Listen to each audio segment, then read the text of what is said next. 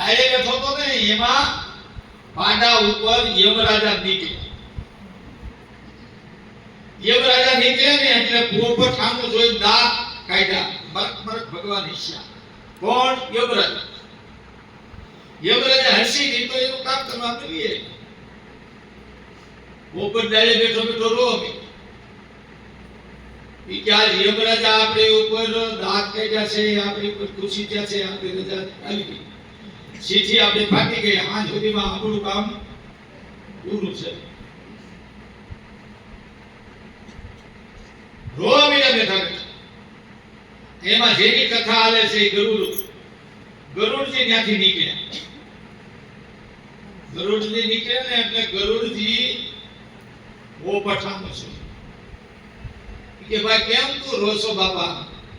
કાકા આપણે એક નાઈટ નથી બધા, હું પક્ષી છું, તું પક્ષી. તો તારું દુઃખ મારાથી જોવાતું નથી ભાઈ, તું રોસો હોગા. તારું રોવાનું કારણ તું મને કે નાના જવાની ગરુડજી કઈ કેવું નથી, એ બધું રેડી. કે નહીં તું કે મને. ત્યારે ગરુડજીને બે હાથ જોડીને પોપટ કહે છે કે ગરુડજી બન્યું એવું કે આગળ પાડા ઉપર બે એની યમરાજા ગયા.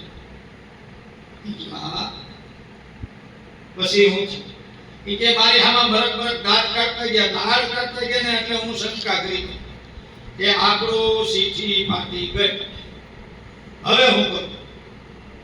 કે એમ તો માર નાખ. બધી એવું લાગે છે બે જાય ખંભા ઉપર. ખંભા ઉપર બે ગયો. હવે સાંભળજો.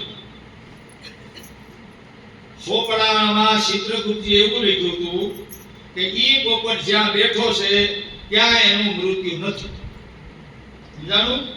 ઈ પોપટ જ્યાં બેઠો છે ત્યાં મૃત્યુ નથી, પણ ઉડી અને હિમાલયના શિખર ઉપર બે તો ત્યાં એનું મૃત્યુ છે.